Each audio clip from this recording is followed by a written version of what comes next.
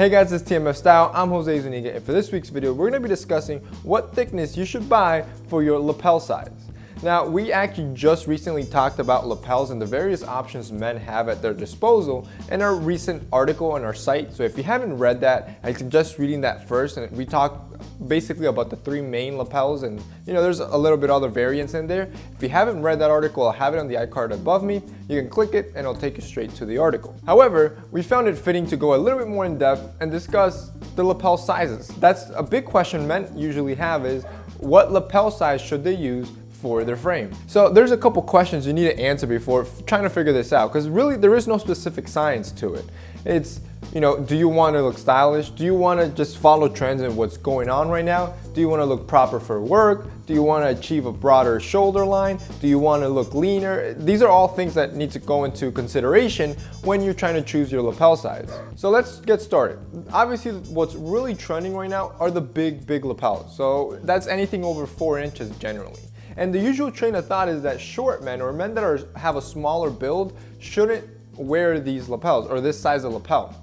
But in reality is that it actually kind of helps broaden, like I spoke before in a previous video, the shoulder line. So if you're a little bit more smaller or a smaller shoulder line, a wide lapel can actually benefit you. Now keep in mind proportions. So for example, a tall guy like me with a little bit, average shoulder build, a 4-inch lapel is considered, sort of big. Whereas maybe a smaller gentleman with, a 16 to 17 inch shoulder line, a 3-inch lapel might look big on him.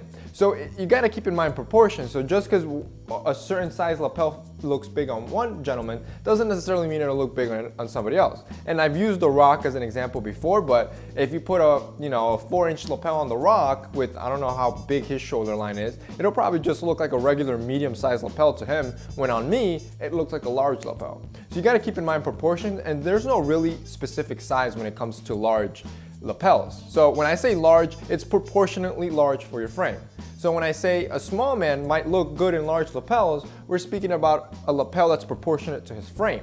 If you then go and put a 5-inch lapel on a small man, then that's just overpowering and destructive to his overall appearance. The big lapel, however, is very much trending right now, and it's something you're pretty much seeing everywhere on Instagram in Italian sporty. It's probably one of my most favorite lapels. Most of the jackets that I wear have a 4-inch lapel. It's my personal favorite because, like I've mentioned, it gives you that boss-like broad shoulder appearance, and I love it, and one that I tend to recommend quite a bit.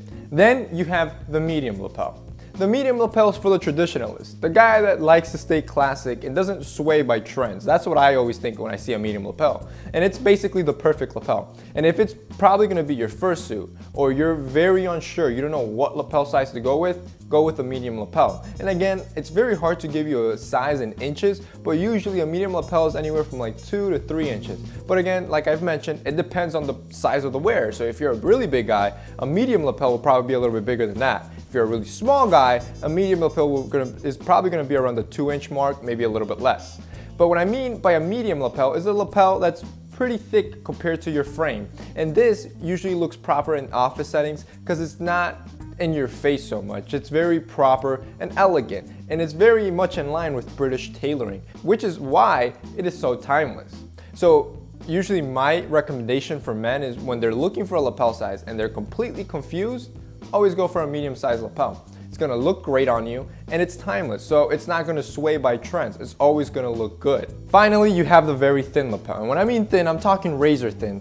Think about like ASOS H&M, that type of style thin. It's usually under 2 inches, and it was made very popular through the 50s and 60s. This is a lapel that I tend not to recommend very often because it doesn't really flatter men.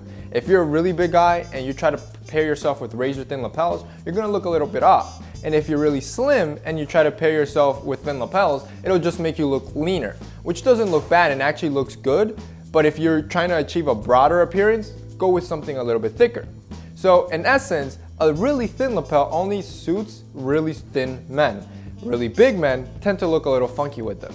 So that's basically it. Those are the 3 lapel sizes or 3 lapel ranges you have at choice when choosing your lapel.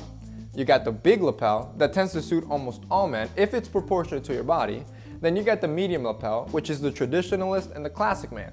It's always timeless. And then you got the thin and trendy lapel that usually suits slimmer men, but in my opinion, it's not the optimal choice. So that's basically it for this week's video, guys. If you guys like this video, remember to hit up the like up button. Also share this video so we can reach and teach more men. Thank you guys for watching.